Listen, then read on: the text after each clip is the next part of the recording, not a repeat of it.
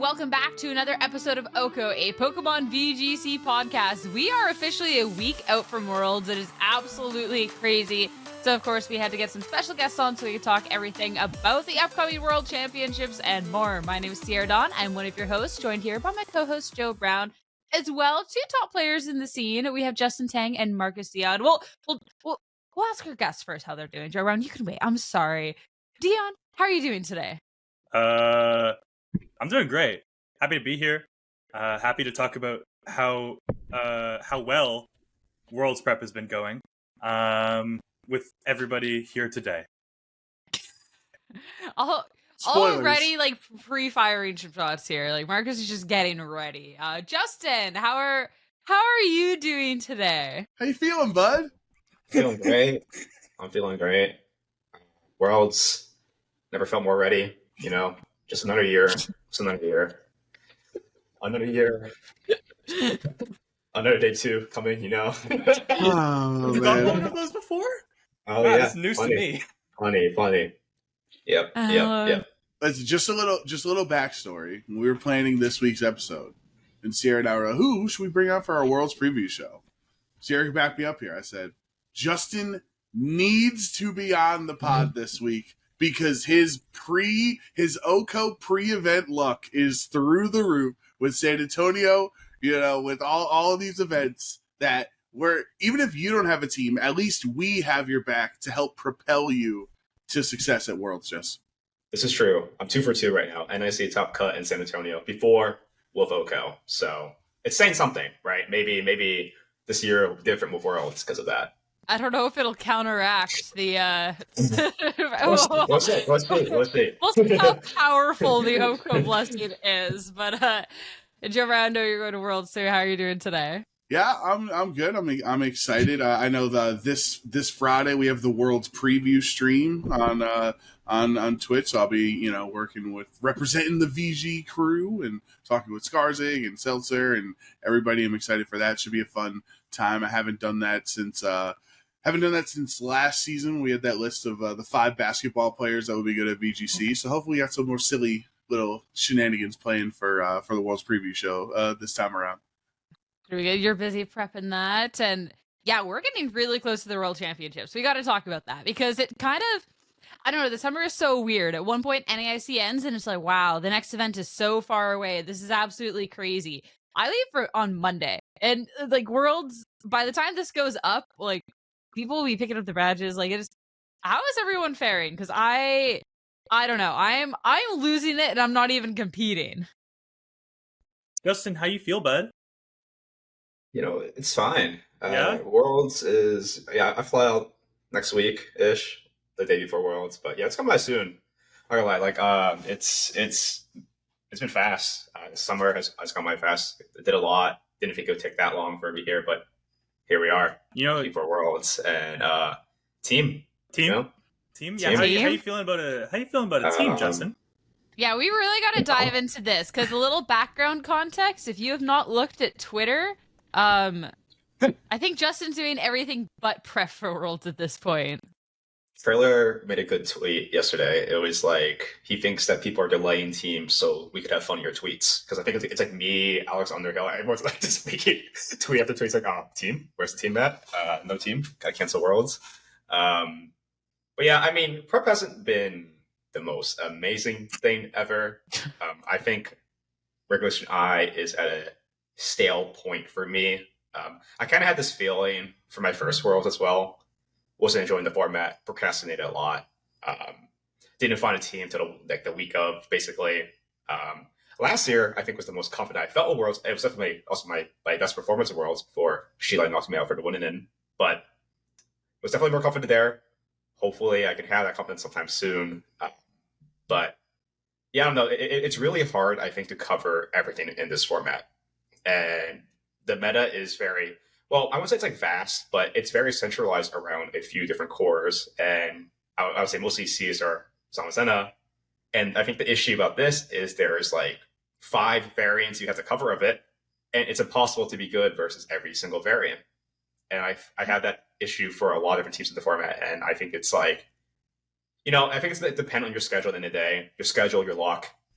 You pull the right schedule, you probably have a far run at Worlds. But yeah, prep has been really messy, and I have a few ideas on what I want to bring or ideas of it. I just have to lock it in the next few days. So that's just the biggest issue for me. That makes a lot of sense. And like you're talking about the format and stuff, and Marcus, I want to know then how prep's going for you specifically too with the format. If you're kind of finding the same stale, like things are a little staler, that the format's just like a little bit rough in that way where it's no fun, or like how you're feeling about it. I think stale is an apt word for this format at this point in time. It's been going on for long enough to where it's at that awkward point of we've been playing it for 2 extra months nearly at this point after NAIC. So even with just online grassroots tournaments, it seems like every single time one of those happens, the meta wheel just goes like it just turns every single time we have any major grassroots.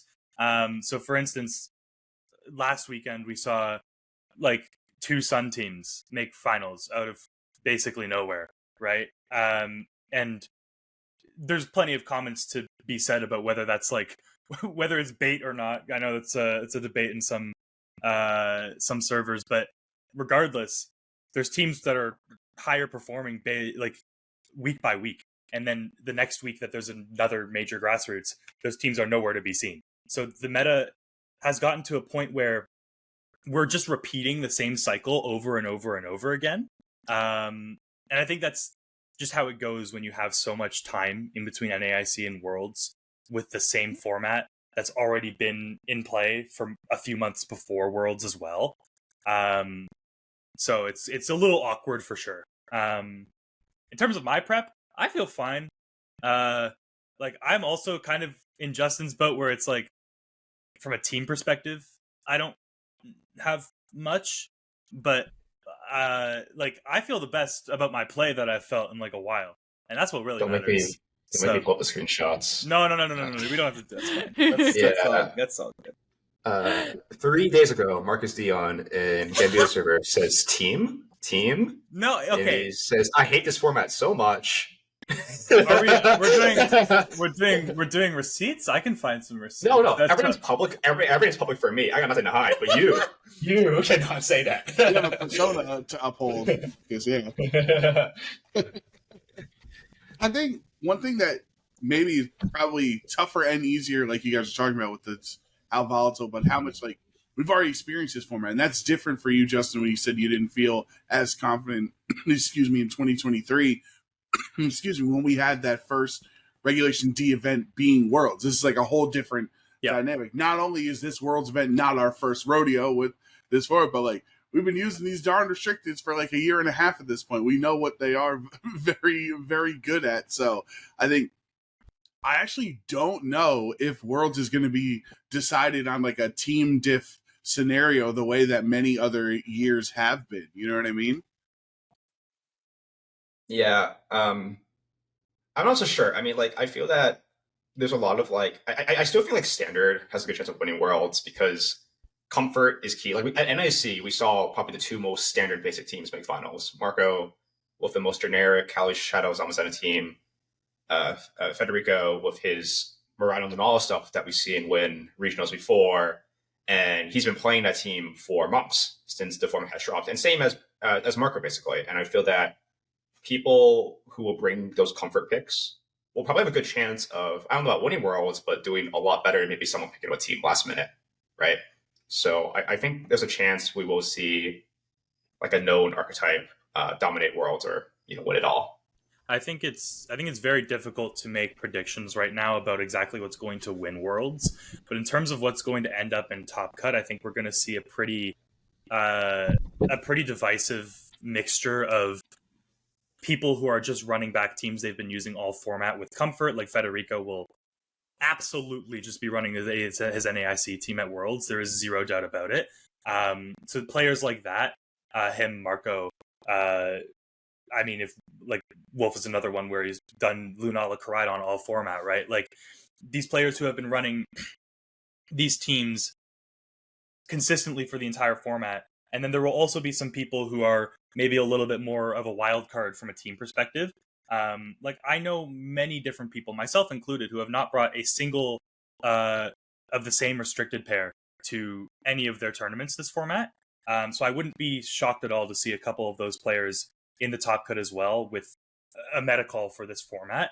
And then at that point, when we're in top cut, like anything can happen, right? So I think we'll see a pretty even mixture of those kinds of players, and then whatever happens from there happens, right?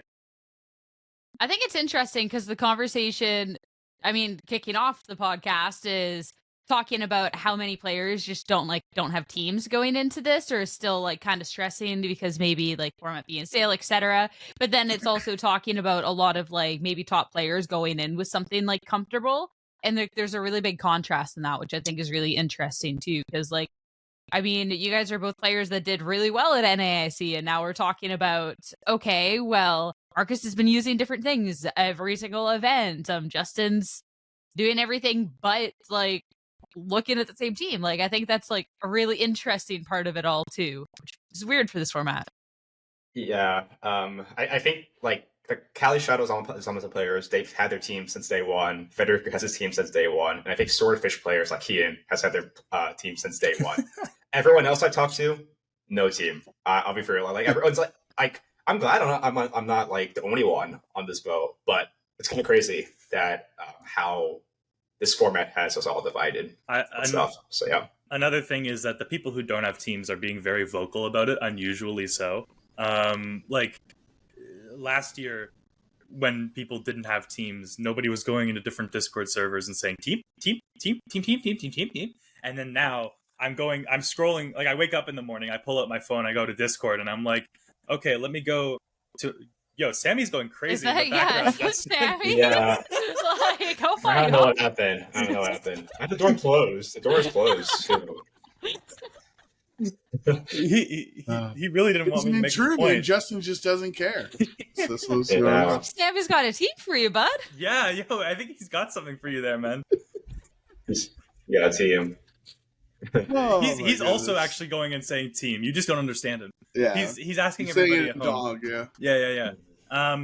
But now I'm waking up in the morning. I'm pulling out Discord, and I'm scrolling through my different servers, and in multiple different ones, I'll see Justin going team, and several different ones I'll see Sanvi going team, and in several it's just like everybody's just going team in different chats. Whereas the people who have their teams and have since day one, I haven't heard anything from them. I've been talking to Marco. They're relaxing. They're relaxing. I've been talking to Marco, friend groups, that kind of stuff. He doesn't care. He's not talking about Pokemon. He's just like chilling.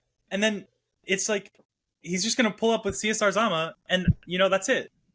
He's gonna top 16 again. Like, I mean, he's also been vocal about just chilling before events in general. Like, yeah, that's fair. Crazy. It's more than just Marco though. Like the people who have had teams for a while are just kind of like they're on vacation, man. I mean, I'm curious too, and I'm curious on y'all's thoughts about this, specifically with the people asking for teams. I won't ask for names, of course, but how much of it, like, obviously from like people like Justin, it's not like it's kind of a bit, but it's not really a bit, right? Yep. Like we do know that Justin needs a team, if anyone out there. But like, I'm curious with other people how much it's just like carrying on the bit, right? Because it's the funny, right? Is there any, call us crazy. Is there any chance people might be lying on the internet and saying they don't have a team? You know what I mean? I can confirm one of them is 100%. Can confirm. Yeah. Can confirm one. At least one is. The rest though, I don't think they're lying. But I can name one person who's definitely lying about just for some internet clout or just for some funny bits. I can name at least two people who are just going to different servers, but it's rooted in a real panic from Justin Tang. All right, it's stemmed from he's the genesis. It's stemmed from real fear. So at this point, who can say who's doing a bit and who's not? But I think the one thing that we all know for certain, for 100% certainty, is at this point in time, Justin Tang does not have a team. We just got to make sure every couple of minutes we hit on that same fact, just so people really know, like, Justin Tang does not have a team for the World Championship. I think That's Justin good. might walk in with five Pokemon. You should pull up with a Reg H team. You might make day 2 this time. I think I can put my Pittsburgh team in day 2. Yeah, do it, man. I gave Justin my Slitherwing team, and he said no. So Yo, if they still had the changing teams between the 2 days, I think you would have. I think you would have just pulled up with a regular team for day 1, maybe cruise into there with like a 6-2, and then change it to Reg H. I think that's what you would have done at this point. And top cut. And then with Nah. I like it.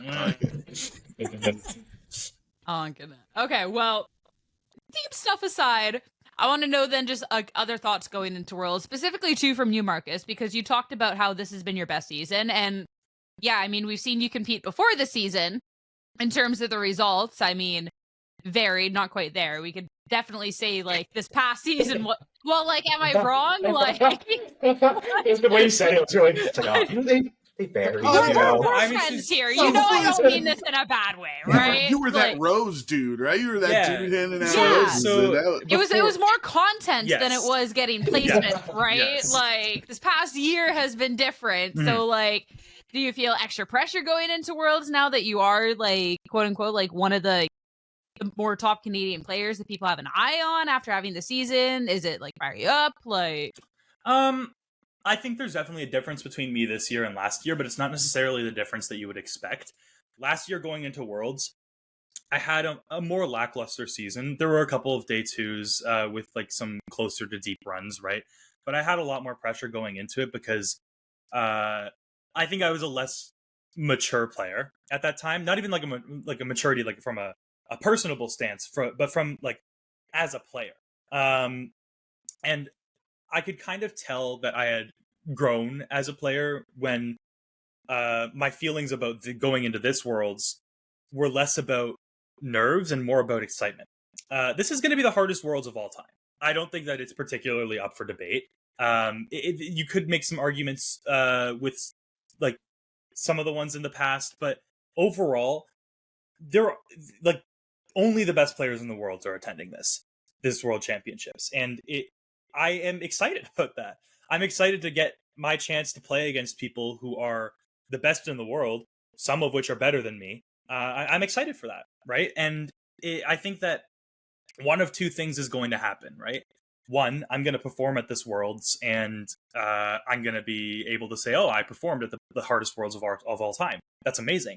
Or two, I'm not going to perform at this Worlds, and I'm instead going to get the opportunity to learn about where I'm falling short and kind of be able to take this chance to say, okay, I've fallen short. I'm not the best in the world. How can I learn and grow from this to become the best in the world? So I'm excited no matter how this Worlds goes, just because I think that this mindset has kind of refreshed how I'm feeling about Pokemon in general. I don't know if that was kind of long-winded, but yeah. No, you got deep. We're proud of you on that one. I mean, Yeah. I think 2015 and 2016 might want to call and have a conversation with the hardest Worlds of all time. Sure. But I guess we'll find out afterwards if it holds up. And I think there's always different factors to, you know, how do we think of like certain players? Like, for example, I saw that Shoma qualified for Worlds this year, right? And he won in 2015. But like, how would we take a top player like one of you two guys if you were playing in that era versus people who were great in that era and playing this time around? You know, like there's still the same base skill set of knowing how to play Pokemon and how to position and how to, you know, team build and everything like that. But like, I don't know, sometimes it does really feel like today in Scarlet and Violet, like it is really truly a completely different world than, you know, what it was 10 years ago. Yeah.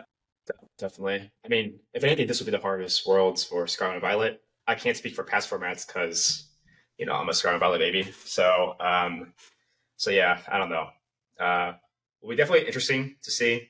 Is this harder than Reg D literally not having a single format or a single event to fall back on? The other thing it's a little bit different to describe it. I'm not so sure because, like, I think what Marcus means is he said you're playing against the very best players because of the new the top cutoff. 75, cutoff, right? Yeah. I think that's a different story. You're going against like realistically better players. Format wise, maybe Reg D was a little bit harder because, you know, first format for that for that event. So I think that's two different stories. the Yokohama Worlds also has more to be said for it than just a format thing too, right? Like there are other factors in making that one of the harder worlds or one of the less hard worlds of all time, right? Like the tournament as a whole just had like several factors that maybe knocks it out of that category for me personally. And I day-two'd that tournament. I would love to say that it was like one of the harder worlds, but I don't think so. And I think that especially with 2024, not to discredit anybody who did well at that tournament because it was still obviously the World Championships, but like we had 800 plus players at that tournament. Like it was like everybody got invited. So it was just like there was definitely a change that needed to happen for this. Like, and I'm happy that it did because getting to play against people who have consistently fought for results all season, it's a special experience. I'm excited.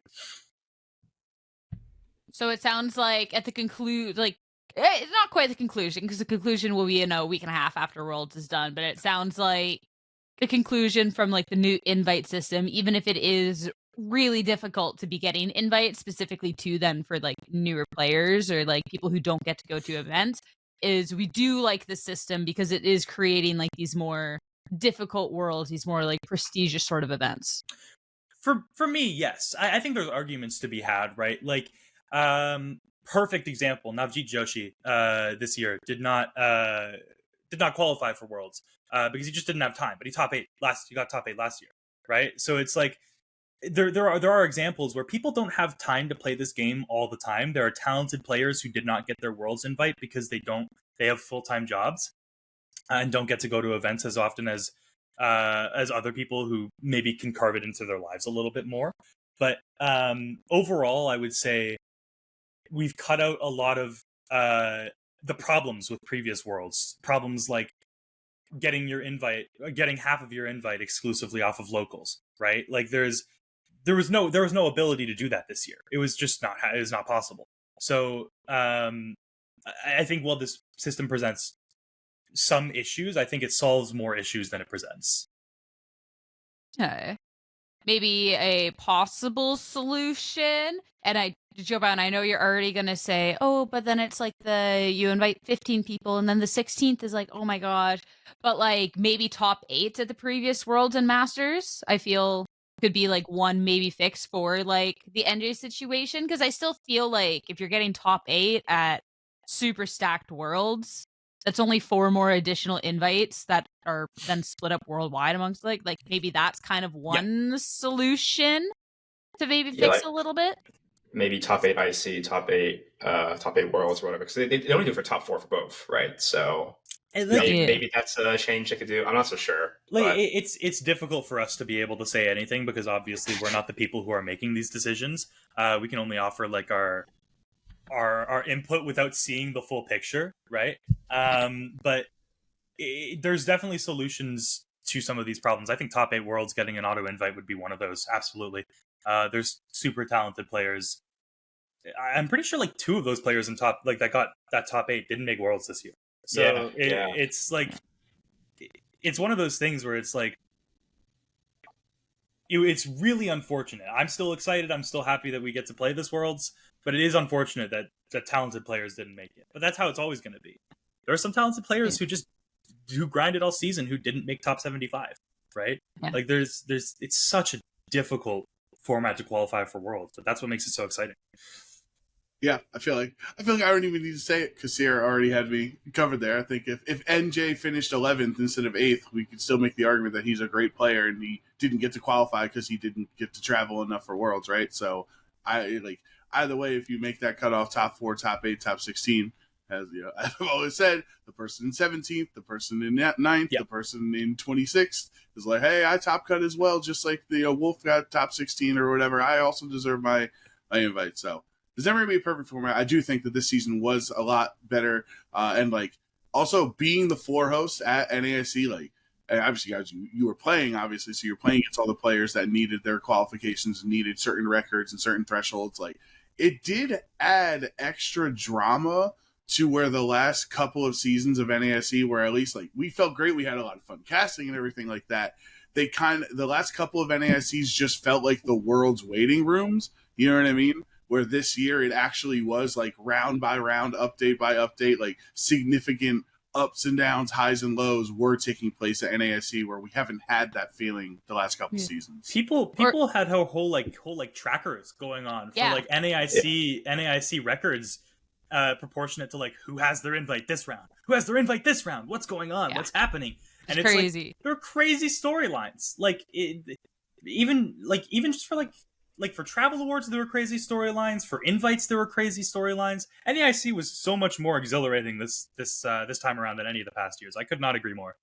Yeah, like it was 23 NAIC, I think, where like one of the biggest storylines, in my opinion, was more so like the travel awards and stuff, because that was the one where, a lot of things shifted because of how people placed and stuff, which is then cool. But again, somebody getting their world invite, a lot cooler on the story list than somebody getting some sum of money to travel to Worlds, right? So I think what was interesting about this NAIC too is it wasn't just people playing for their own individual invites. Like there was also that there, but it was also, okay, this stream match is actually going to determine someone else's invite because of where the leaderboards is, which then added so much extra. Like it was crazy, because then you're like, oh, this person needs to win to get their invite, but then it's like, oh no, but if they win, then this person gets. It was just like really cool. I think it was Yotam who was sitting on needing somebody to get top 4 and get like somebody new to get top 4 for a North American auto invite to get his invite, and I think he got it anyways because somebody dropped from the standings. But like even that is just such a cool storyline. Like somebody is counting on their fellow North American players to make top 4 at the North American International Championships, and then none of them did. No. Let's get into it. That's right. We've got two of the 3-headed monster from that great North American International Championship bit. And we haven't had the chance to talk to you guys, though. You know, obviously Sierra and I have talked about how awesome and how silly that moment was. Let's talk from your perspective. You know, I start bothering you in the crowd when you're just trying to watch Top Cut. Like, let us know how that moment felt. You go first. Seeing the crowd, it was it was fun. Watching the stream games were fun. Obviously, I would have loved to make it further, but you know, the fact that I made NIC Top Cut after Doom Rain before felt nice, so hoping something can happen at Worlds like that. But I also want to touch on like the storylines were really cool to see in that top 8 who have been top 4. Like Kazuki and Yuma were fighting for that Worlds invite. Yeah. They can only get that invite off their qualification system, the Japan Nationals, and Yuma ended up getting it at Japan Nats, but Kazuki, he needed top 4, and that was his only way of qualifying for Worlds, and he actually did it. Yeah, I think that was really cool to see. Such a crazy storyline. That was awesome. I think another thing was like both Justin and I were knocked out by European players, so it was like that bit in the audience. It was really funny. I think it was a fun time, but it's like it lit a fire under me personally. Like I'm raring to go. Not saying that I'm gonna like do amazing at this Worlds or anything, but it's like, come on, NA, we gotta do something. I mean, let's talk about the strengths of the regions going into this Worlds, because obviously coming off of North America and seeing, you know, that it wasn't really a North American International Championships. You're looking at, you know, the player base that managed to do really, really well. And I mean, Europe, Italy in particular, is just doing crazy right now. Japan's always been really strong. They've been able to take 2 of the direct invites from the internationals. We got to see at EUIC and at NAIC, right? And like top 4 at international is crazy. Like that is a crazy accomplishment. So like, what's been going on this year? Like what is this? Like, is this gonna happen again at Worlds? We won EUIC. We won EUIC. Yeah, I was gonna say 4 out of 8 Americans, top 8 UIC. Wolf wins it all. So that's all I was saying. We would be remiss to not at least reply to get an answer to did NA win EUIC or did Wolf win NAIC? I think that is a conversation that people have. He's North American. One of us. I understand. Hey, listen, Marcus, you don't have to tell me. The moment that all the Americans got knocked out at Worlds last year, I was the biggest Canadian fan I've ever been. I was like, North American dominance, baby. Let's go. And classic NA performance. You should have heard all of the Americans backstage because, like, all of a sudden they're like, yeah, let's go these Canadians, North America solidarity. I was like, you guys are the Canadians. No. Like, us Canadians, like, this is our win. This isn't yours. I don't think it's a coincidence. All right. I don't think it's a coincidence that 2 years in a row, the highest placing North American player was also Canadian. I just don't think it's a coincidence. And like, listen, there's something to be said about us Canadians being like worse at every other tournament. That's fine. But Worlds is what matters, right? like if you really think about it, like if this year, I wouldn't be surprised to see the highest placing North American be Canadian. We have strong players. Yeah. I feel like you're trying to trying to convince yourself there, buddy. I was gonna say for our audio listeners, you just missed the man try to convince himself in real time that he believed what he was saying. You guys missed that. Yeah. I got to rep the flag, and as long as I convince myself, everything's fine. Yeah, man. I mean, as long as you believe in yourself. How do we think North America in general is going to do at this Worlds? Like, U.S. or Canada? Like, this is a weird Worlds for NA. I feel like actually a lot of the NA players are struggling. I remember Wolf made a tweet. He was saying this is like the hardest format he's played in a long time. Because okay, and I mean, yeah, he didn't day 2 NIC, but he did top cut Milwaukee. But like, I think that honestly, like, I think he could easily top cut again. Like, I think the team he's been using, again, it's a comfort thing. A team can be as quote unquote outdated as it is and still do well. I think Giovanni is another a good example of that. With that, also Karan Lunala team knocked out Wolf. That team, I really felt was outdated. When he said he was signing for Portland with that team, I'm like, bro, don't do it, bro. That's a day 1 team. You're not gonna do it for. He top 8. So I'm like, okay, prove me wrong. Then top cuts NIC. I think like we do have strong North American players that can have a far run. I think like those are tuned in and named. Carson Confer, Joseph Ugarte also had strong seasons. I can see them having a pretty far-ish run. But besides that, I mean, there's definitely more NA to name. We have a lot of strong players, but we don't always perform it well at Worlds, at least for the last 2, like we mentioned. So it's going to be hard to say exactly. It's always hard to predict because I feel like Worlds is unpredictable. Sometimes you also have someone who plays really high and you least expect it, right? So we'll see what happens. I have a theory about this format, okay? I have a theory, Okay. All right? And it's that this format fundamentally is sauceless. And that's okay. But the reason that North American players are perhaps struggling is that North Americans have sauce. And you go over to the other side of the ocean there, the other side of the pond there, and those like the Europeans, like they play CSR Zama, and that's okay. That's all right. Like they do their thing. But like those kind of archetypes in this format are just so much fundamentally stronger than anything that's like cool. So, I think that the reason that North Americans are maybe struggling in this format is that they're less of the type of players most of the time to use stuff that's like boring, if that makes sense. Isn't that just a fundamental flaw, though? Like, I can't exactly remember what the tweet was, but it was something along the lines of players that only play like gimmicks or only play in one way are going to struggle, and then when a gimmick has won something, it's because it's been a good call picked up by a strong player. Yes. Not because the gimmick itself is necessarily good. And like I'm kind of relating that to how you're saying too, like the North Americans maybe prefer sauce, so in a sauceless format, like isn't that just a fundamental issue? I think there's a considerable difference between gimmick and an interesting team. Because let's take Regulation H for a good example. Justin's favorite. Yes, I know, right? Would you call what Carson used to win Sacramento a gimmick? Because I personally wouldn't. But it's still a team that was less... At the time, it was a team that was not just like the Instant Rillaboom King Gambit or like Golden Go redirection, like boring stuff that all of the Europeans were using, right? And Justin. But like that, Hold on. My team was not Golden Go redirection.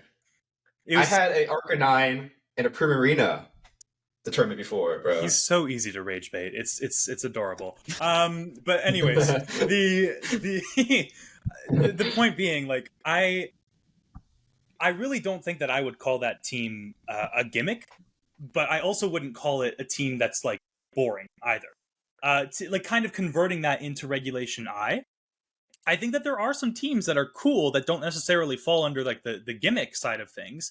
Now, if I pair into like Koraidon, CSR, Weezing, Dozo, yeah, that's a gimmick, right? But like, that's not the kind of team I'm talking about when I say teams that have sauce. I'm talking about like, not to be biased, but like the team that Carson and I used to top cut NAIC was a cool team. It had Sneasler, right? Like that's something that has like a little spice, a little zest to it, you know? Whereas like the two teams that made finals, incredibly strong teams, but it's something we had seen before, right? Not saying that that's a bad thing, but it's just kind of, I think the fundamental differences between regions is that established, strong teams in Pokemon are more often used by Europeans, whereas I think most of the time the top North American players will go out of their way to try and find something that is maybe a little the road less traveled, if that makes sense. I would agree. For me personally, like I can play standard. I've done it before, but I often try to opt out of it. And if I am playing standard, I want to have something that's like a little bit maybe like not as standard as the top teams, or like more catered to beating mirrors, because I think my biggest issues with the standard teams format is the mirrors are usually awful. Playing Cali Shadow Zamazenta mirrors is really not fun. Like the Europeans, they can do it. They can do it. They can win their speed tie. They can make the maybe optimal plays, the optimal coin flip. But it's just not for me. And I think that's okay. I think another thing is that a lot of the established teams that North American players like to play are, I guess, not as strong as the Cali Shadow Zamazenta players like to use in Europe or in Japan or whatever, right? Like, I think like most people in NA, like if we're talking about top teams, like I know like the Alex Underhill group, whatever, they always use like Kali Ice, Miraidon, right? Big fans of that. That's a very strong combo. Made finals our first regional, has had regional win before in Europe as well. But I think that archetype is not nearly as good. Definitely one of the top archetypes, but fundamentally, like we talked about, it's not as maybe strong as like the good old standard double fake out stuff. Like that is like obviously one of the teams to beat, and it's just very, very strong. It just has like its own issues that us North American players usually don't like to use. So yeah, I think for me, and this is a multi-generational. I'm not going to say issue, a multi-generational trend dynamic within North America from when I started playing to where we are now, that it at least appears like the NA players are always trying to break the meta, quote unquote. Not that EU teams don't break the meta also, like obviously, we had Nikhil win that regional with Articuno, right? That was they broke the meta with that. So I'm not discrediting EU in that sense, where they're trying to use the most consistent, most strongest team, because the more consistent your team is, the more likely you're well to perform with it, just like the CSR Zamazenta teams. But like, we think of Ray Rizzo's bulky Thundurus, or Wolf and his assault vest Raichu and a Hitmontop, and Emilio getting second at Worlds with the Parasong Latias and Snorlax team right in 2018. Like it feels as if North American players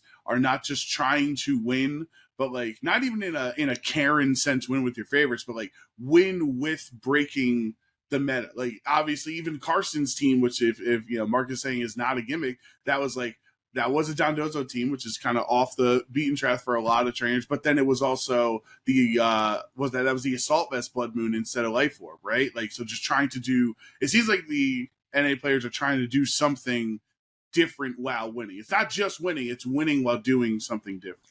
Even the Tang team in San Antonio, right? That was you guys kind of. Yeah, exactly. Like I was going to say that too. Like Shilang is one to like kind of break the meta or be ahead of the meta. I think every event we usually, like, at least for last season, I almost used a I use a new team every single time. Besides EUIC, but that was even slight variation of my San Antonio team, like different sets. It wasn't exactly the same. So every team I used last season was completely different.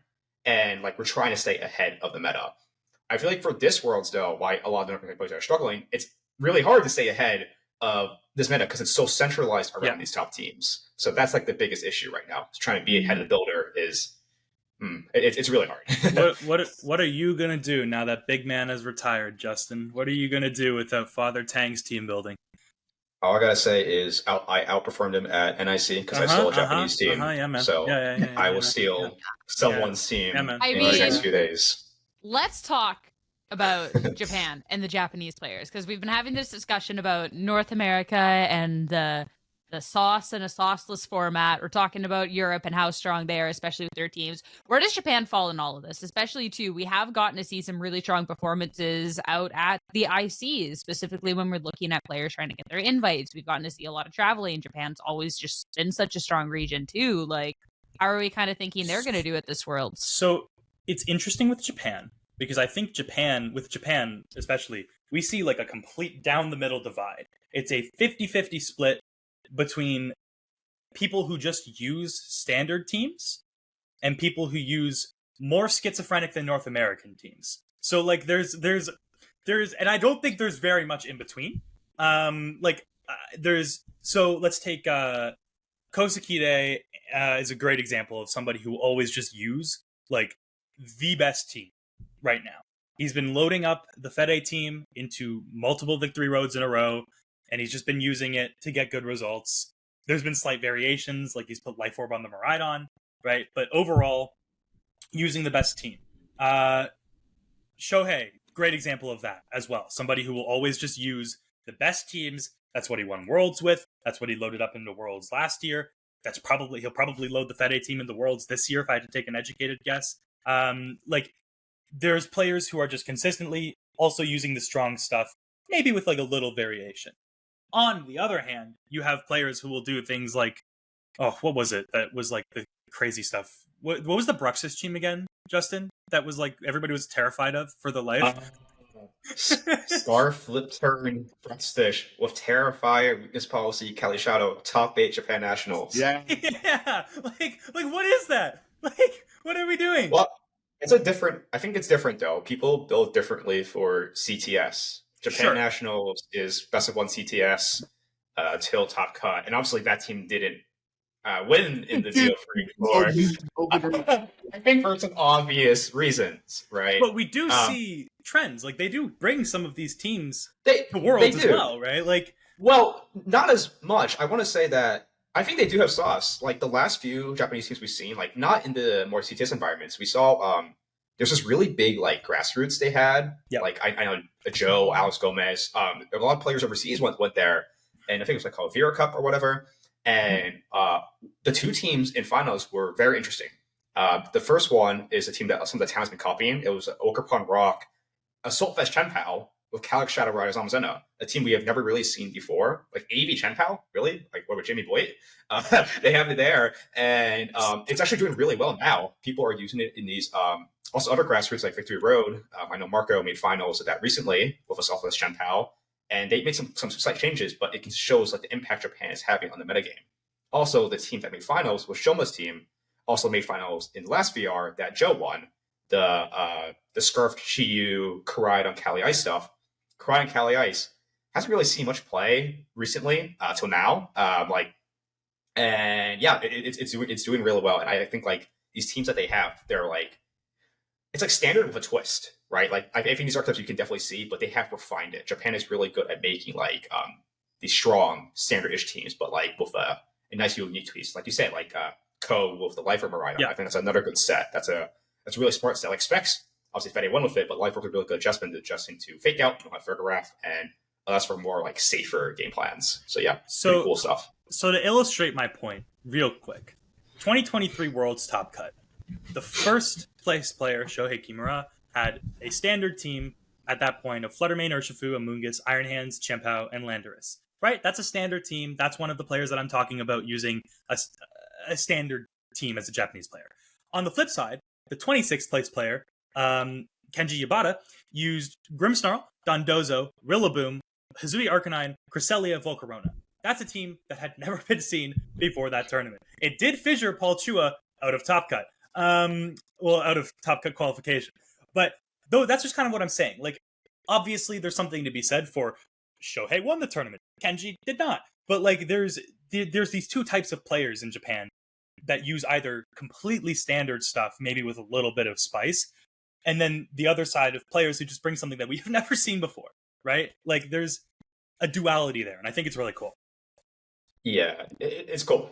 I'm wondering if Japan can break the builder this time, like Kenji. Like I said, I think the format is too... It's just too centralized right now, where I think it's going to be really hard to make a huge meta call like that. Like, I'm going to bring Dondozo, Cresselia into Worlds. I don't think something like that is going to happen, at least for this World.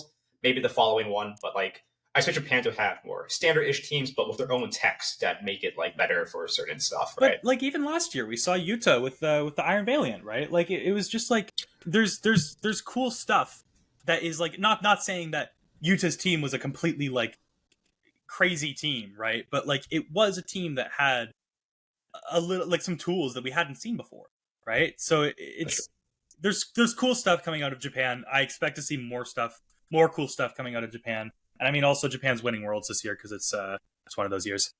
One of the that's why I already gave up. Like, what's the point? What's the point at this point, right? Yes, we do a second. Yeah, like history's already written, so whatever. For those who don't know, Joe Brown, you got to explain the... Yes. So since the beginning of VGC competitive Pokemon, which is 2009, not 2008. I know there's some confusion on the internet. I directly asked TPCI for an answer, and they said 2008 was a showdown between the USA and Japan. It was not a world championship. There was only 2 countries represented, and it was marketed as a Pokemon showdown, not literally the website, but you know what I mean. So 2009 onward, 2009, 2015, 2017, 2019, then we have the COVID era in 2023. So effectively, was that 5 of the 7 eligible years that have had odd year world championships, Japan has won the world championship. So some people are superstitious. Some people think, oh, it's just a coincidence. Whatever camp you fall in, regardless, there have been 5 different champions on 5 different odd years, and here it is in 2025. There's no superstition. It's just real. So there's no point. To be completely honest, but like you might as well, like, you know, getting top 8 would still be cool. That's some money there, you know, like not that it matters after that point because it's like we're going to be knocked out by the Japanese players anyways, but like, yeah, it would be cool. It'd be cool. And then Ryosuke also made finals against Arash in 2013, so you still had a Japanese player, you know, make the finals in an odd year. Like I think it's just a silly fun thing, Sierra. Like I don't think it actually matters, like unless Justin is truly defeated just because of the calendar year that we're in. Like I don't think people are actually truly deterred or truly think like a Japanese player is inherently going to win just because of the calendar year.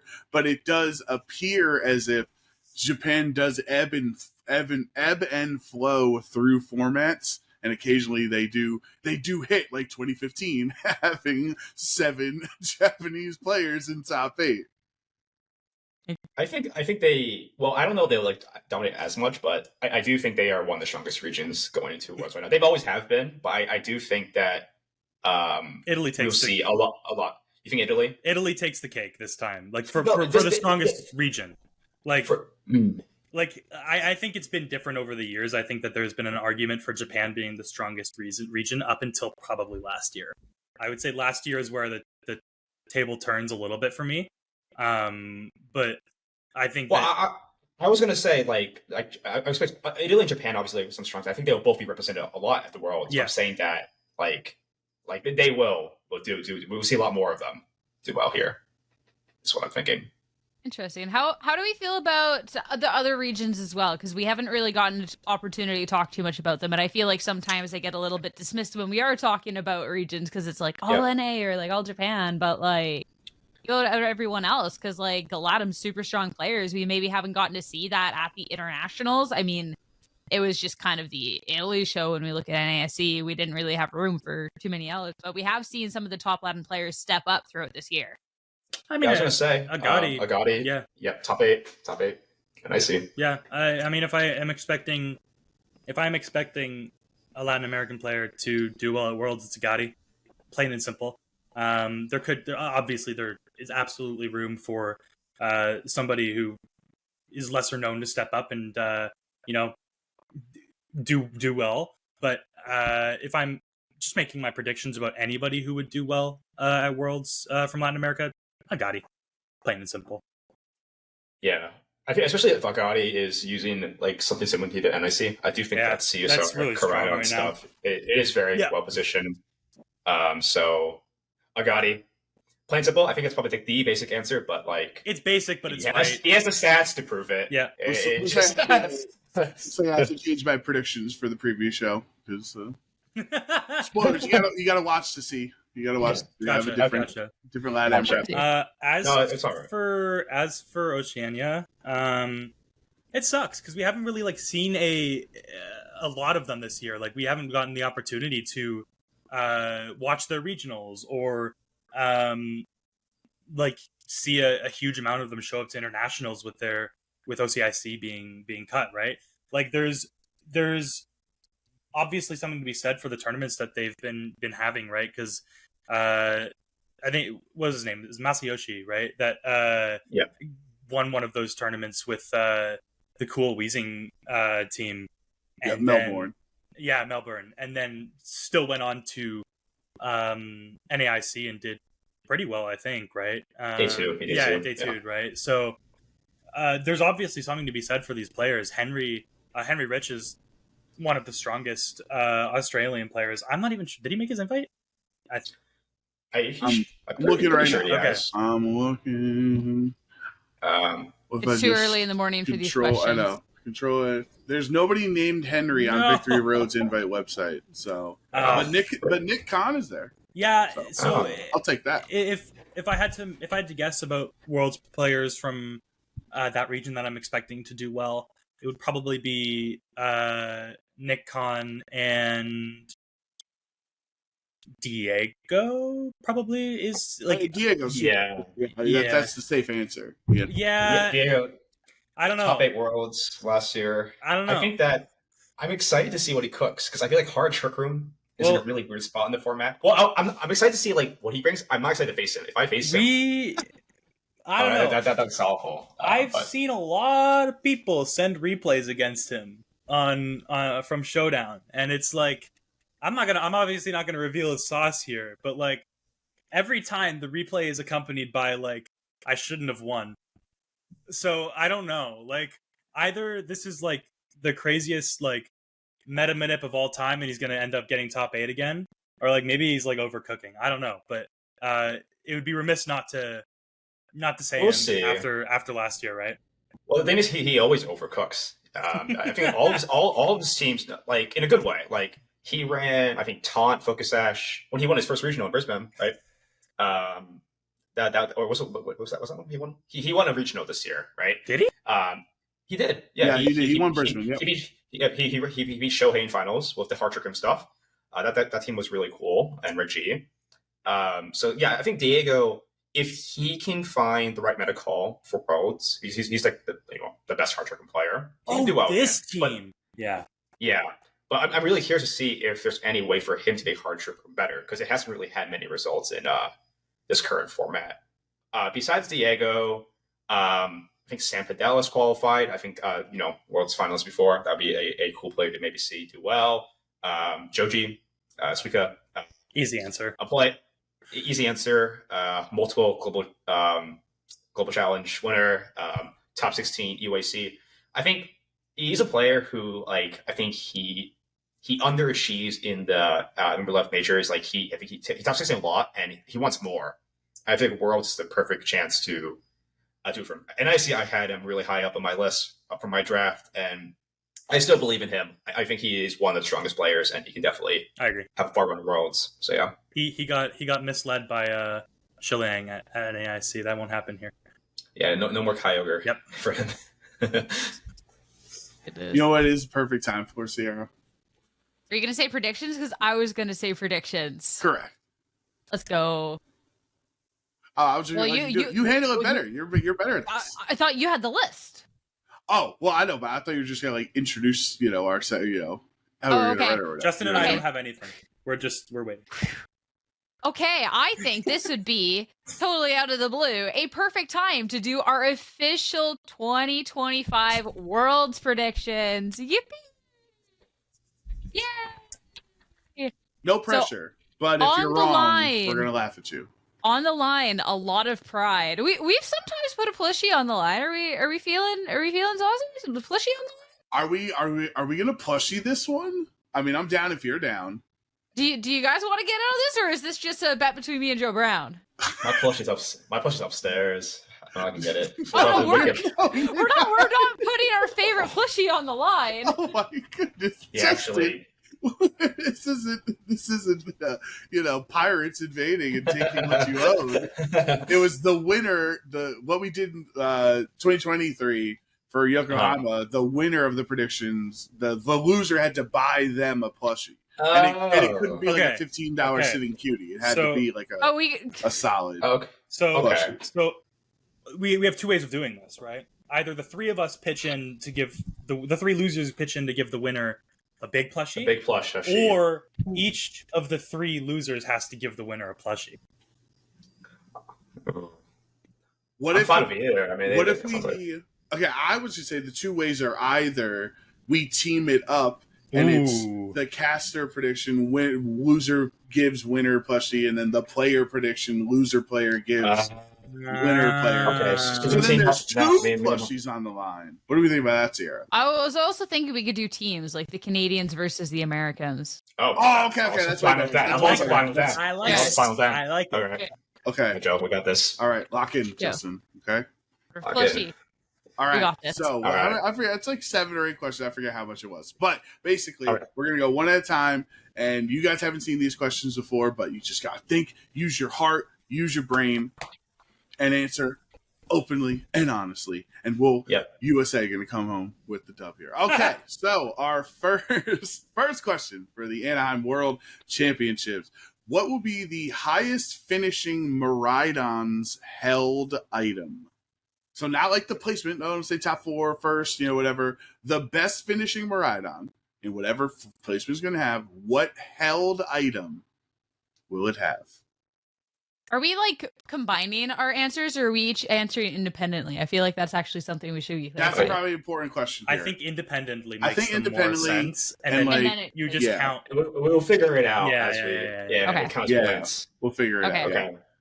I mean, Um, all right, who's going first? Yeah, Who's going what's first? happening? I don't, whoever. What's I'll go first then, because I started talking first, and I want to make sure I can get my answer in. I Go, feel go. like choice specs has been the answer, has been the most common. I feel like some of the other items are obviously super, super strong. Do not get me wrong, but I'm gonna go with the odds on this one. I think it's just the most used, so I'll pick choice specs for that reason. Life orb. Ooh. Okay. And now you don't necessarily have to agree with your teammate here because you could cover more bases, right? But if you guys do agree on the same thing, you'd get 2 points if you're both right, but then you get 0 if you're both wrong. So we got to think of some strats here, Justin. I was thinking Assault Vest. I was thinking it's Worlds. We got some bulky Pokemon that are coming out. We're putting an Assault Vest on Jianpao. Maybe we throw the Assault Vest on the Miraidon. What are you thinking? I was going to think Choice Scarf. There's a lot of I can name a lot of That prominent was my players second wearing pick. Choice Scarf and Miraidon, and I think the chances of it doing well, because a lot of people bring it. Maybe. I was going to say Life Orb's also one of them. I think there is a bunch, but I think it's more reliant on the Japanese doing well with it. So I'm going to say Choice Scarf is more items. consistent. Look at us go. We're making this interesting. I like Interesting. 4 different answers. Yeah. So that means unless the world champion somehow hacked the game and has 2 held items, there can't be 2 correct choices on And this before first Magnet wins. Yeah. whoa, so we get nothing. Hey, listen, but then that means it's 0 for both sides in that point, so that's okay. That's true. All right, next world's prediction question. What unexpected restricted Pokemon will make Top Cut? And remember, Worlds has a big Top Cut. It's 22 people or so with the asymmetrical cut. So it's not top 8. What unexpected restricted Pokemon? And we all have to agree on if the Pokemon is unexpected or not. Like you can't say, "Oh, Wunala," because it's technically in seventh place. So it's like, no, that's not unexpected. You know what I mean? Gotcha. We all have to agree on what that term is. Groudon. I know just won the last Do we VR, agree? but besides That's that, that's the like, question. it's definitely like lower usage than any other version. I don't know like what else usually unexpected, because I'm not expecting like the really bad ones to top cut, right? I think Groudon's like the mid ground of like from good to bad, where you can say it's like. Do the Canadians agree? Is that I unexpected? feel like Justin's answer is allowed if my answer is allowed, and my answer is going to be Zacian. My answer was also going to be Zacian. Okay, that's fair. I feel like those are kind of within the same realm. Allowed. So, like, if Groudon's allowed, I feel like Zacian's allowed, etc. I'd say I think they have like similar usage as of recently. Yes. Like Zacian Kyogre is not like the most common thing. It's only like a few people running. Same as Groudon, right? So I feel like they go either way. So here's that thing. Like I have that Victor tournament where Joe won with Groudon, right? It was 5% usage on day 1, 4% on day 2. So I still think that counts as unexpected, even though it did just win the event. The question for my selection here is, where do we draw the line on Terapagos, who's only 4% usage, but is not an unexpected Pokemon? Certainly, like if I said top 8, I think that would count as an unexpected, but like the top 22 or whatever ASIM is going to be. Well, does Terapagos if our count? answers are allowed, I feel like Terapagos is allowed. Because as of recently, Terapagos usage has been really low. Yeah, Terapagos hasn't been used. It's at 4%. Yeah, even at NAIC, I think Francesco was really he top 8 with it for sure. But like that was really it. There was I think maybe like 2 other in that day too. It was very low. It was very low. And even like at these other grassroots, like the last 2 VRs, in general, I think there's only like a few like hardcore Poggers believers still, but right now it's kind of falling out the meta a lot. So I think it could count. I'm waiting on Canadian ruling here. So like my first thought is no, because when I think of like the Tyrians of restricteds, I think it's on the lower end of like the big restricteds that's having maybe a tough time in this particular format, to where we're not necessarily seeing it as much. I am down to allow it. I think it's definitely on the higher end of the list. It's a gray area. Like that is like I think the most gray area Pokemon, because like this format has been a struggle, but it's also a very strong restricted that we've seen a lot, right? Because the other strat, Justin, don't let them know. This is just me and you. They can't hear us right now. The other strat is I also choose Zacian. So basically that's I was trying to bait them into saying Terapagos is not eligible so that I could swoop in and choose Zacian, but it looks like my plan didn't work, unfortunately. Hey guys, just got back. What's going on? What's going on, guys? couldn't hear what you're saying. It looks like I'm locking in Terapagos. Okay, yeah, looks cool. like we're cool with that. If it's allowed, Justin, I was thinking I was playing 4D chess. Outside the box. My fault. I didn't see the vision until now, but next time I got you. All right, now very important question here. We talk about Italy's dominance in VGC this generation. How many Italians will be in Top Cut? Not just top 8. How many Italians will be in Top Cut? That's hard. That's so much harder in the top 8. I'm feeling like 3. Like I don't think it's gonna be 16 Italians. Definitely not 16. Definitely not 16. I think 3 is comfortable. That's still a good representation. I don't know. 5. I'll just say like 4. It's hard because it's like there's a lot of good Italians, but there's also a lot of good players going to World. So it's like I think 4 is like a good mid ground. It's like I don't know. There's so many of them. It's hard to say. Mark is saying 5. Okay. You can get the same answers here. It's not against the rules. I was kind of also thinking 3. Not because the skill isn't there, but because it is, again, World, so it is like the top players. And I feel like all of them, that's pretty good. So I think last year 3 made Top Cut. Ruben, Cherry, Marco. I'm fact checking. I'm pretty sure 3 Top Cut last year. It was I don't even know. 1, 2, 3, 3. It's a tough call. It's tough. There's Yeah, a lot. There's it a lot was on the free. line. So if you're basing it off last year's stats, 3 would be fine. Yeah. I mean, I'm just looking at the player pool of Italy, and like they're just all so strong. But again, if you're just looking at general like odds of them all making top cut, I feel, yeah, I'm gonna go with 3 That's a good as answer. well. I also like 3. I feel like that's maybe a smidge low, but like if I'm just looking at like a top 16ish, like I feel like that's pretty fair. I'm going with 5 because either I win because there's a lot of them, or I win because their reign is over. So No, regardless. I'm good either way. All right. Perfect. Next question. Our world's predictions. Who will be the highest placing Canadian? Parentheses. We cannot say Marcus. That was never my answer anyways. So don't Okay, worry. buddy. Okay, buddy. Okay, Canada buddy. had great success in the last Worlds. Okay, buddy. Been on a run. Now I have but- to find. You're telling me I have to find the world's qualified players for Canada. This is so Yeah, difficult. They have a list of it. Yeah, on but that's Victory so Road. I difficult. haven't No, pulled they have up a yet. they have an official list of it now. Yeah, there really isn't too many Canadians. I think it's like 8 or something like there's that. 6.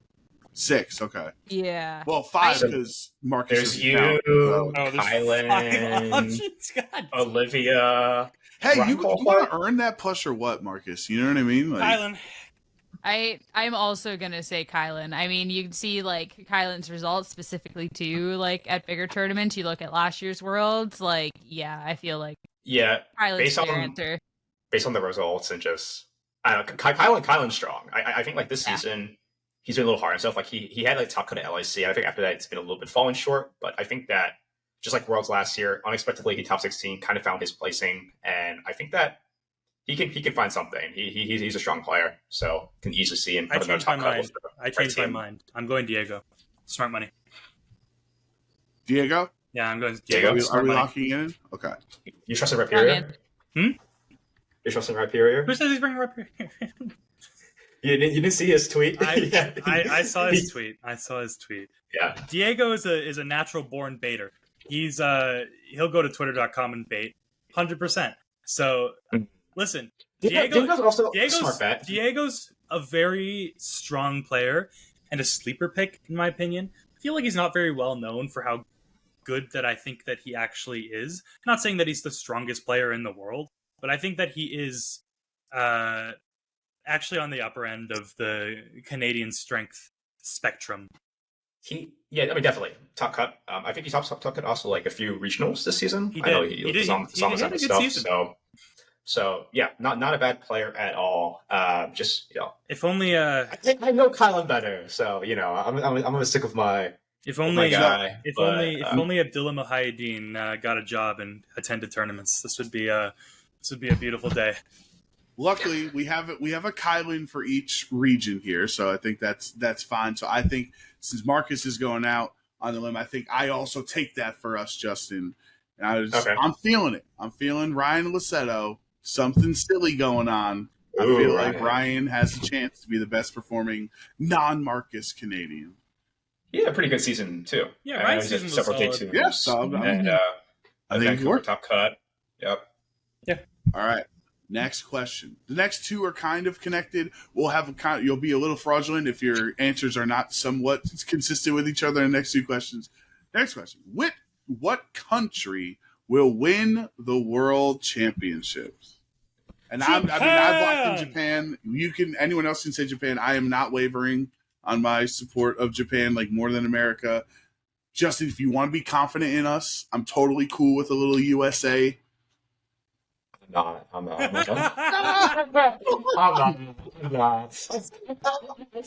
I think we'll have some NA top cut, but I can't name a single player. I know Sierra's in that I think can. Japan is the obvious one. Odd year. If I want to be a little bit different, I can say Italy, but It's not different. no. Well, compared to odd year, I know. Okay, yeah, but I stick with Japan. It's odd year. We're going all in, baby. Nothing changes. Nothing changes. That means if it's Japan, Cycle like continues. we just like only Sierra can choose something different. You can lock in Japan too if you want.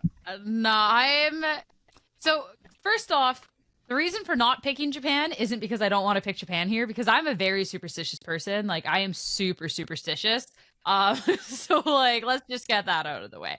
So on the theory of the odd year, I would like to pick Japan, but combined with the who's most likely to win, etc., I feel like I'm just gonna go all in on this answer. So I feel like what I actually want to say would be Japan number 1, Italy number 2, and then something else. But somebody has to do it, so I'll say NA. I'll just, Okay. Ooh. you know. Technically, No, USA. but US or Technically, Canada? It has to be USA. If you're your Does your it? choice is 6 Canadians or an I No, American. you America cannot. win. You cannot just give me the 6 Canadians. Like, let's just be so for real right now. There's 6 Canadians. It says what country, not what region. Like, just give me the Canadian. All right, I will There's, give you like, 6 come on. USA plus 6 Canadians. Come on, there was no North Americans in the top 8 of NAIC. There's 6 Canadians because Ju- their top Canadians didn't qualify. Let Justin, me have Canada. I think we're throwing right now with both of us having Japan. I You think think we are? We have Or people you're switch. doubling up on points. Yeah, if Japan wins, like you guys are so confident that it does, That's you get true. 2 points Yeah, instead of. don't and we- metagame Everything it. on Yeah. red. Your heart. Everything on red. okay. Justin, all right. Justin is an infamous gambler. This is his lifeblood right here. Okay.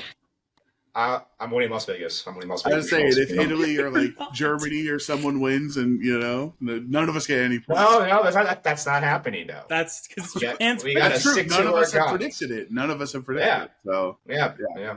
all right. Then the follow up to this question, which will be very confusing if you don't choose somebody from that country, who will win the Pokemon World Championships? You have to lock in a specific person, and even though you guys didn't choose America, our normal system is people on the pod for the predictions. You cannot predict the people on the podcast. So, who will win? I the wasn't World going to do Championship? that anyways. Yeah.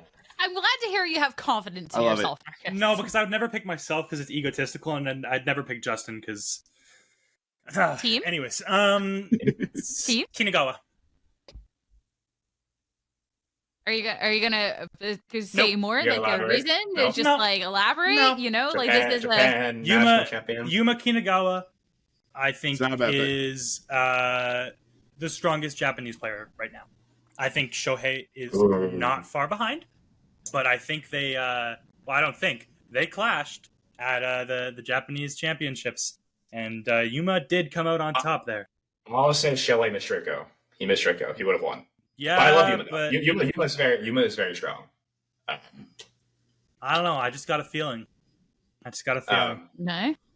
Choosing the current Japanese world national champion, bold choice. Bold It's choice. happened before. It's happened It's many happened before. times. Yeah. Yes. It's hard to say. There is a lot of good Japanese players. I know I said Japan, but like I can name.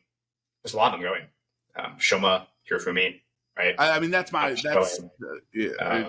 Hirofumi is my pick.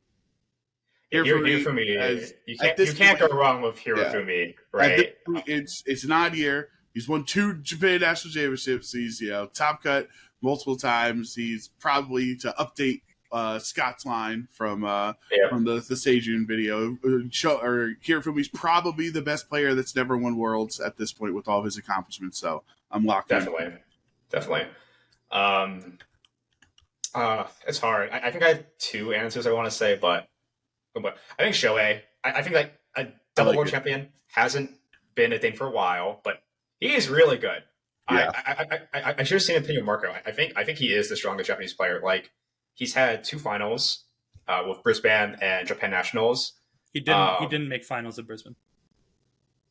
He lost to Diego. Top 4. He lost to Diego in top 4. Oh, really? Never mind. That doesn't make him still very Oh, strong. yeah. Okay. Anyways, finals. He top cut LIC, top cut EUIC, double top 16 there, and yeah, he's just really, really strong. He's really impressive, and I think that out of all the Japanese players, he always catches my eye. World champion bias outside of that, he's really good. So yeah, I love that answer. Love that. I know that's Joe Brown's favorite player right there. That's my boy, Sierra. We hugged. Oh my goodness. So, I mean, for my answer, always got to say this for the Worlds, because I'll say Joseph Agarte, easy peasy, number 1 NA. Have a nice day. A You don't big want to throw surprise. Canadian in there to cover your bases? Or? Yeah. You get one Canadian. You get a Canadian, and that's one, not Marcus. Yeah, exactly. I mean, I would still stick with my answer of Kylan that I said for the highest placing Canadian, then, right? Like, boring. that's All just right, like... then that's not fun. You only get Joe. Yeah, you don't get a I Canadian. agree. My bad. Like, It's not fun. sorry for being consistent with my answers. That's Like, fair. That's fair. I don't know, but yeah, no, Dude, easy peasy. Guys, if- I do have to say that, like, when I kind of look at this Worlds, I think that there is a lot of really strong players that have been having really like strong, consistent performances as of lately. Like, it's gonna be, I don't know, it's gonna be a crazy World. It's gonna be a good tournament. Well, like, honestly, with how our predictions are going, guys, if France or Argentina or like just some other country just pops off, we're all cooked. You know what I mean? And that's I think those countries and doing will that's- be that's amazing fine. too. But Yeah, I'm sticking my guns. I'm sticking my guns. It's an odd year. Japan's winning. If I get proven wrong, well, the cycle's been broken, and that's cool too. But Japan. we win either way. Yeah. All right. Final question. Now this I wonder, Sierra, should this question be worth more points? Because it's almost kind of more difficult to get right. And I'll ask our final prediction question here. Give us a closing ceremony prediction. So this is wide open. It could be they're going to announce Mega X, but you have to be precise with the Pokemon you're saying. They're going to give a champion's exact release date. They're going to do exact release date. So Justin and I were on the same wavelength there. Hold on, wait. You don't have to say an exact your prediction would be they're giving us a release date. Okay. You know what I mean? That's my prediction. Like, Yeah, I was going to say it has to be Champions related. I think they've been a little bit quiet about They've it. been too frugal. They need to do something Yeah. big at Worlds for us. They definitely release some info about it, probably the date. That's like I think because like they said to drop around like what? End of this year or beginning? 2026 is beginning what they next said. year, right? That's all they said. it just said 2026. 2026, yeah. Now, So Yeah. I think we get a release date. we're due Okay. as VGC players. We are due for a big VGC announcement, and I think it has to be Champions related. After last year when we got nothing, so You get nothing. No, we never got anything. I think the last time we got a VGC update or like a thing was the Carbolo thing. No, we had the Galarian Wheezing. We- Is Remember? Galarian Wheezing? we got That's the last thing. we got DLC No, footage. it's We got We DLC got the footage stellar and terrestrialization stellar at Japan. terrestrialization in Okay, 2023. that's true. That's true. Like, We did get- obviously Stellar wasn't like the Stellar still is impactful, but that was Japan, There- because they did like the whole like the turtle, and then they had the Yeah. Terra thing like light up, and Yeah. it was Okay, like okay. fun. That was Right. cool. There- That was cool. There has Yes. been nothing like explicitly VGC related from Worlds, but there's been things that tie into the video game, which ties into us, right? They showed Raging Bolt thunderclapping, right? In that trailer. But last year we got nothing. So we're due for something big this year. So I think it has to be Champions release date and footage to go. Can I make 2 bets, and if I only get double points if both of them are right? Oh, you're splitting it in No, but they're blackjack both or champions whatever? related. They're both champions related. I'm building. Let's hear the Okay, conversation okay, before okay, we okay. poo-poo it, Justin. Okay. Let's hear the conversation. I think that they are not only announcing a champions release date, I think that they are also confirming that we will be playing champions for VGC going into that release date. I think they're going to be giving us a date that we start playing VGC on I think we give it to him, Champions. Justin. I think we give it to him. Okay. Sure. They're around That's a like, bold that ain't happening. claim. That's a bold claim. It'd be cool, but it's bold. Very Now bold. it's essentially double or nothing at this Yep. point on that one. Yeah. Yeah. I'll take it.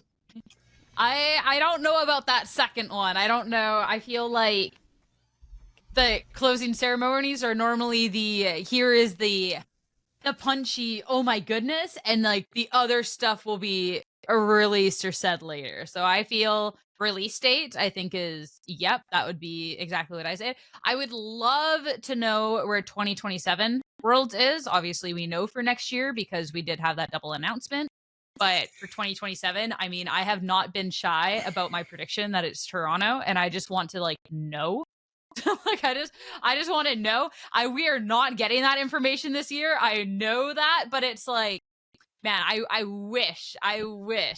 But yeah, I have this whole theory string on why it's going to be Toronto 27. I just want to know. But is that theory have anything to do with the fact that it would be a better Worlds location than ever before? Because they switched from the Enercare Center to the Convention Center, which is marginally larger. That is my prediction. Much Specifically too, when you look at like contracts and how long they plan things in advance. I don't know. I think they like us going to Toronto in the dead of winter. You know what I mean? I think they're really big fans of it. I love freezing, but yeah, no, that is not the information we're getting. But like, I would love to get that information. But yeah, no, I think it's just going to be a Champions release date. I'm also very curious about if Legends ZA affects VG at all in terms of like. I've definitely am hoping that Champions is sooner rather than later, but I'm also looking at that potential world where, like Regulation D, where they home access the new Pokemon into the game. That is a possibility. Whether they do because it's so late in the Scarlet Violet cycle, I don't know. But I do think that could be a very interesting prospect. And if they are going to do it, I would imagine that would be something maybe discussed at Worlds. Like, I think that would be like the announcement for Worlds. I think the biggest difference is that when they had home access for the Pokemon in 2023 Worlds, those Pokemon were still coded into the game. Whereas for Xerneas, Yveltal, Zygarde, and any of like these other Pokemon, they're not coded into the game. Not that they couldn't do something with that still by like doing like an update or something, but I feel like it's much more likely that we just please go to Champions. Please. I think that's too much work for them. I don't think they're gonna put it in. If they already coded, different story. Like I would love that. I think that's a cool idea, but I think we're asking for too much for them, to be honest.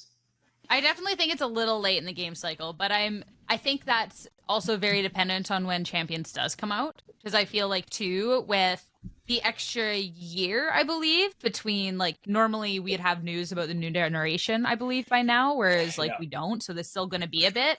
So considering how long the life cycle has been for this game, I feel like it's a way that they could try and like double up on the sales. They have been doing updates for Scarlet and Violet, like performance stuff with the Switch too. Like I don't know, like it's maybe a little more on the cope train, but I think especially if we're not getting Champions until next season, like not this upcoming season, but like a year and a bit, that home access for Legends EA could make some sense. So are we locking in? I'm locking in the release date. Oh, like, okay. I'm just on like it happened like on like other things I could think can happen, but in terms of like points on the line, I'm gonna say Champions release date. All right. Well, I think there's two ways this can go. One, which I would love, is for them to announce that they will be revealing Generation 10 on Pokemon Day, because that's the 30th anniversary of Pokemon next year. And obviously with San Francisco, and they were like, I think there's going to be a lot of things on the lead up to the 30th anniversary, and especially for the Worlds that year. I just don't know if, my good friend Ishihara is going to announce that on the stage there. And so that's why I don't want to lock it in. It's going to cost us a plushie, Justin. So what I think is much more likely is we get more Pokemon revealed in Legends ZA.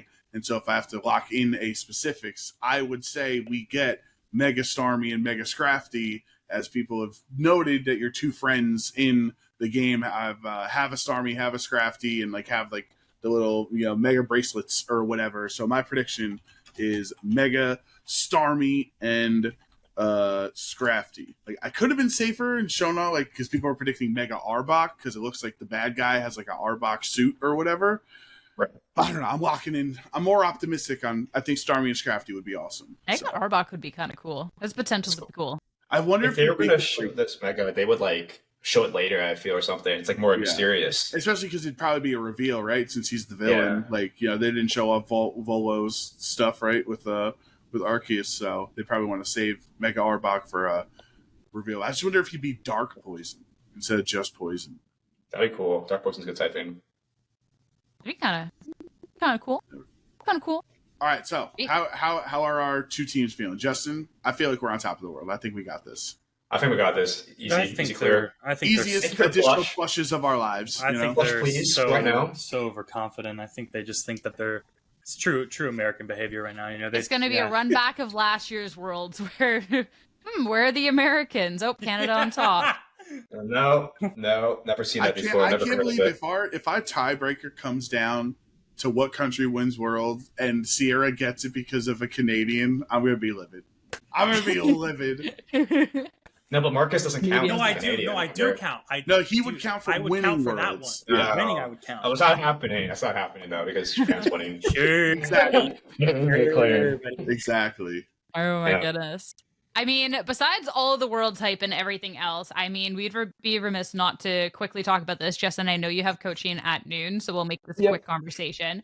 But obviously, we had just gotten news of the new regulation going on forward, what we're getting for official VGC past Worlds, as well as what's happening on the ranked ladder. So ranked ladder is going to be Regulation J, which allows mythicals in your restricted spot as well. So that is a lot there. And they also did the thing where that was like the announcement in the bait, but then underneath it was like, oh, but VGC is going to be Regulation 8. I saw Regulation J announcement and I was like, a tear welled in my eye. And then I scrolled down and I actually like jumped out of my seat and screamed yes. I was so excited. I was so happy. Yeah.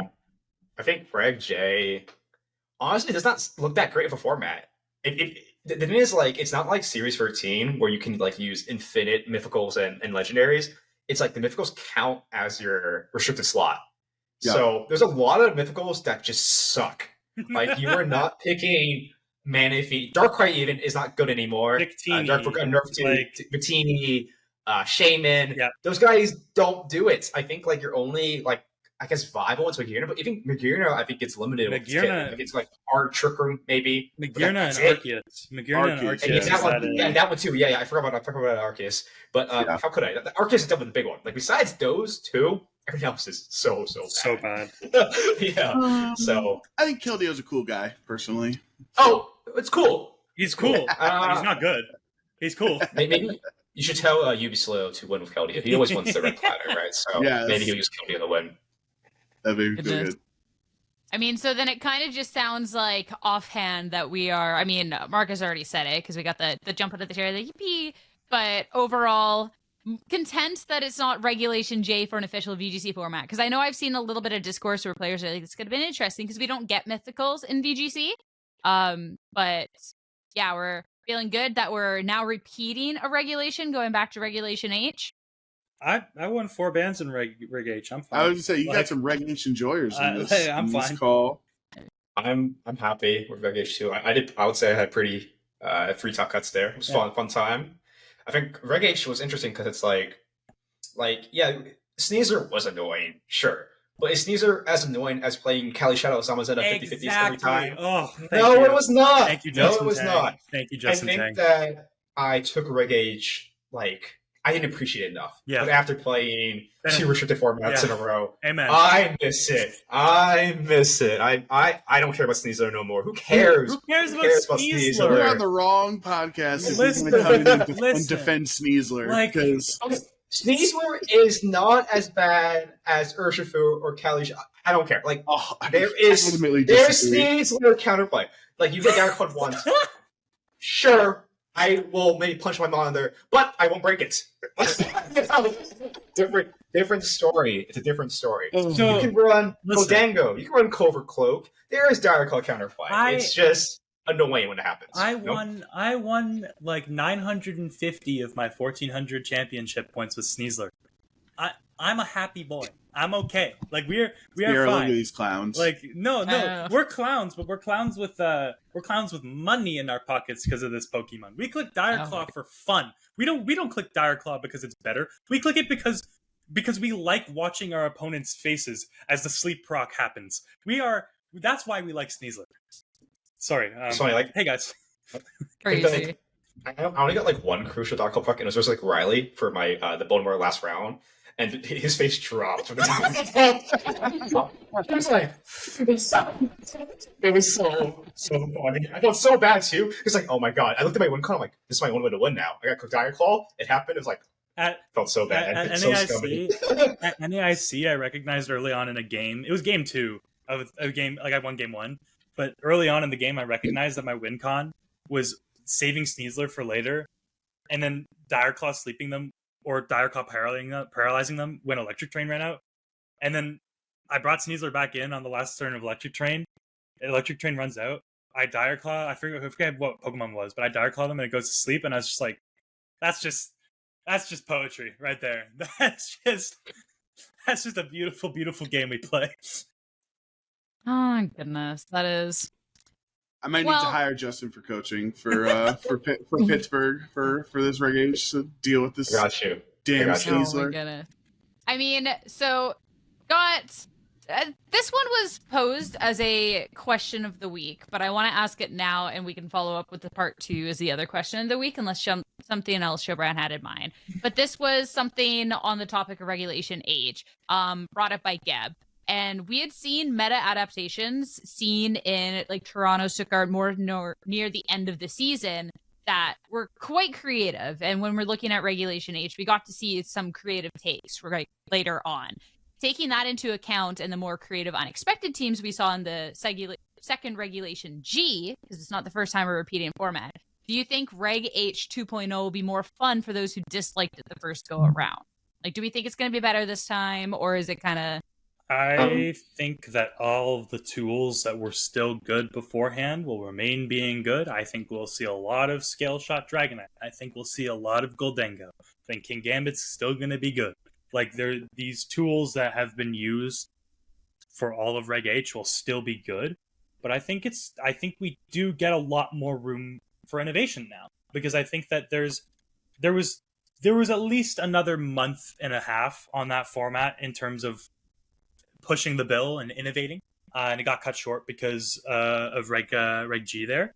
So I'm excited.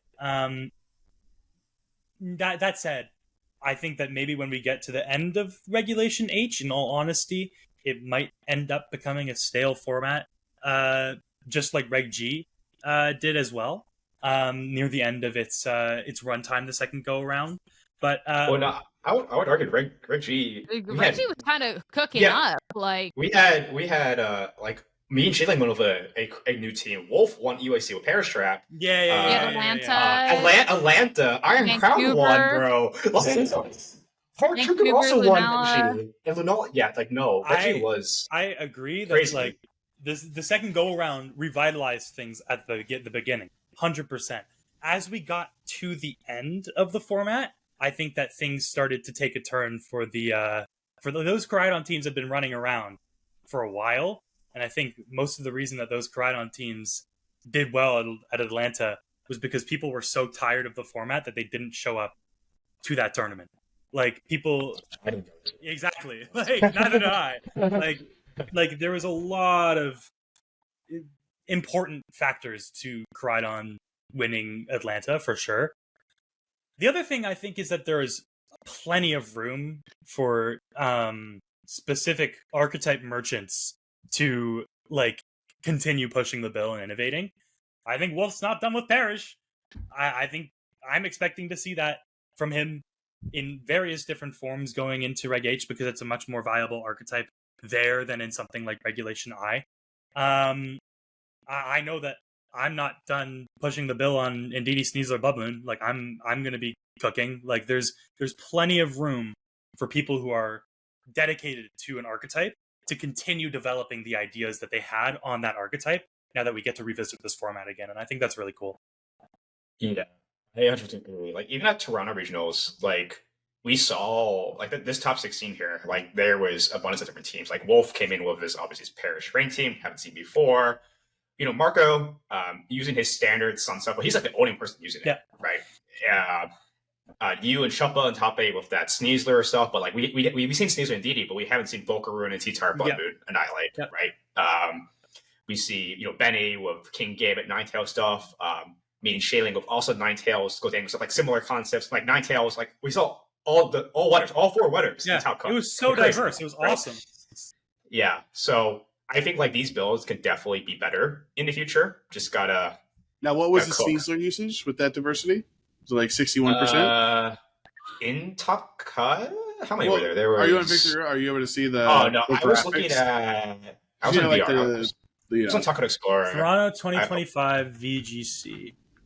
I can't remember if it was Toronto or if it was Louisville. There was one event where Sneasler was like over 60% usage. Yeah, I think it was Louisville. It was definitely Louisville. It was not Toronto. Okay. Yeah.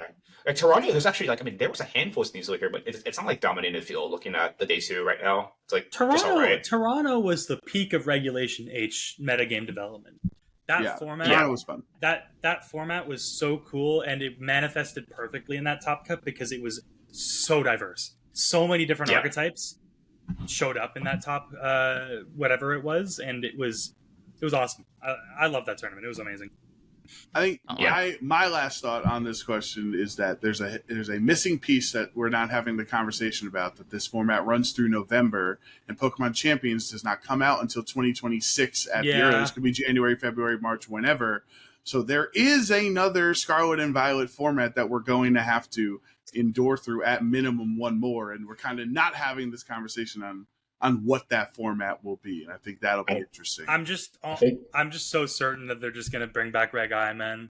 Like I was gonna say, Reggie 2.0, Reg I 2.0. Please just give us Reg A for fun or something. Like, just do something, man. I don't know why people say Reg A. Anyone who says Reg, like people, I'm not saying why are we saying Reg A? I'm done with Regids. I'm done with them. But like at this point, like I understand Reg A would be fun, but anyone wishing for Reg A, like we are getting rid of 2 complete DLCs. Like we are getting rid of so many Pokemon. Like I don't think Pokemon ever backtracks like that. If we didn't have the DLCs, like I feel like we could have one that's is changed up things, but we still have the DLCs. But they're not going to be like, let's just ban 300 Pokemon and make you figure out which came out in the base game or the DLCs for Reg A. Like that just never happens. Like it's unrealistic, but Reg A was Paradox, so Reg H was Paradox or something like that. Like just I need restricteds to be gone. There's supposed to be one of the years in every generation supposed to be restricted, and over half of the formats of Scarlet and Violet have had, like, of Worlds at least, have had restricteds in it. Like it's just been way too restricted dominant in this era, and I need a break, Sierra. I agree with that. Like it's just fair. There's too many restricteds. Like I don't disagree. Like I would don't get me wrong. I would love, like we're talking like wild streams. I would love for Regulation A to come back. I just like in terms of. Like, you know me, I will cope about, like, the most unrealistic things. And, like, even that, I think, is too unrealistic for me to cope for. Like, it's just, I don't think it's ever happening. What's the most national Dex, like, format with no restrict? Is it Reg F? Right? Because Reg H, you can't use Paradox. So, would Reg F be the most Pokemon available without restricteds? Or am I just completely blanking? It would be, because you have the Raging Bolt and stuff, but Reg F got really stale after EUIC. I think it was I'm trying to get rid of these restricteds, man. Yeah. I mean, I'll agree. Reg F, Reg F was okay. Like, I did okay in that format, but, like, Calm Mind Raging Bolt was really not fun. That's how you know Justin is the way he is, man. He only likes a format if he does well in it. People these days. That's not true. That's not true, man. Even if it was true, I would defend you, Justin. Yeah. All right. Anything without restricteds, right? Yeah.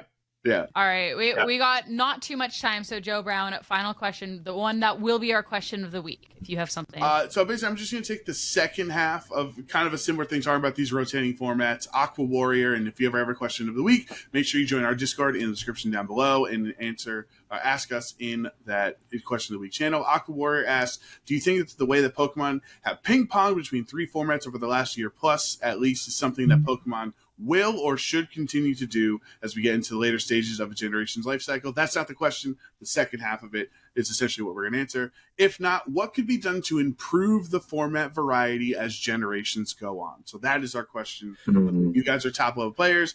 Formats get stale. We're double dipping the same format multiple times because we got nothing better to do. What could be done to improve format variety in VGC? That's hard. So I think, interestingly enough, Champions will solve this problem. I think that the opportunity, it depends.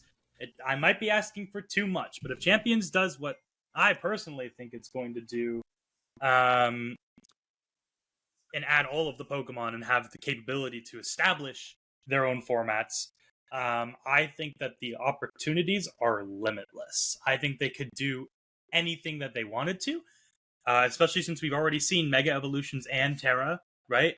So they could, if we're playing a format with Megas and Terra, right? And that gets stale. That starts to get boring. Remove them. Okay? No more Terra, no more Megas. And then we play that and it starts to get stale. Okay?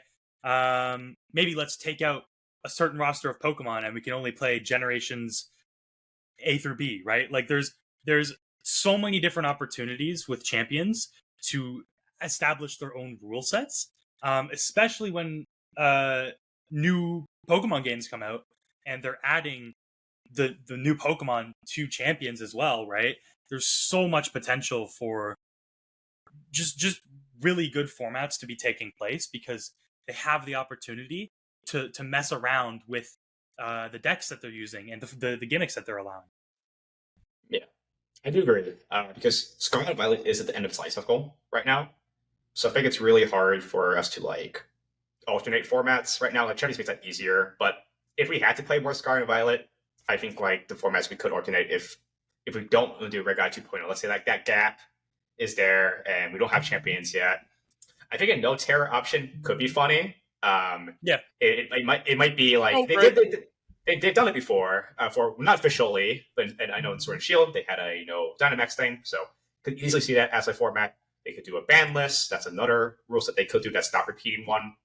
They repeated Reggie 2.0, right, which they didn't have to. They could definitely have done other things. Like Reggie 2.0 was cool because the format developed in a way like that. But I feel like if they did Reg I again, I don't know. I think most people wouldn't like it. I think Reggie was like okay. Like Gen 8 had a no Dynamax format. Gen 7 had a no Z move format. Generation 9 has still not had a no Terra format. So yeah, so no Terra would be perfect. My answer would be to just essentially never repeat a format. Like if you're gonna have 3 to 4 years, just to never repeat a format, even if you don't like the format. Even if they make a thing with no ghost types or like everyone has to have a grass type on their team or something like just something dumb. Like just to never have a repeating format would be my solution to the variety.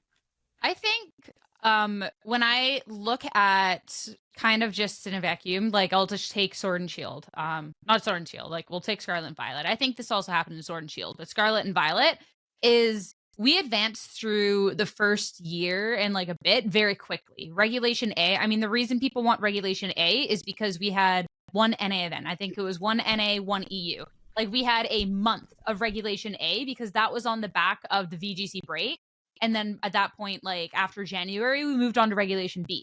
And then we had B, C, and then we hit Regulation D for Worlds to then have Worlds in this brand new format. That was then from January to August, 4 different formats that happened where we really could have like prolonged that and actually had the proper time. Even like a 3-month could go to a 4-month, but we never gave those formats like proper timing, right? Like 2023 should have been Reg C, if not like Reg B, right? So I think that's something that early on in the format, a lot of those changes happened really quickly because it was like, we need to keep up with the DLCs coming into the game with the new Pokemon. We need to keep up with like the home compatibility with Legends Arceus, right? But I think for VGC, like there needs to be some sort of separation. So just like prolong it a little bit. Like we will survive a month and a half without having the new tools if it means we get a properly developed metagame, which I think that solves a lot of like the later issues in the format where we keep repeating because we've burnt through too much too quick, honestly.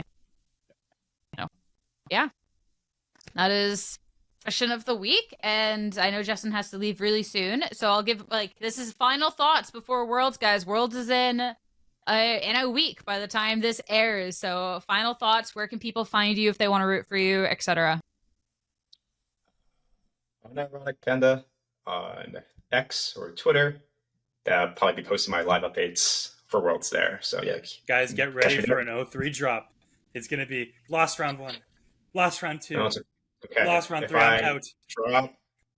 Playing Reg H. I'm winning Pittsburgh. Yeah, sure you are, buddy. Don't worry.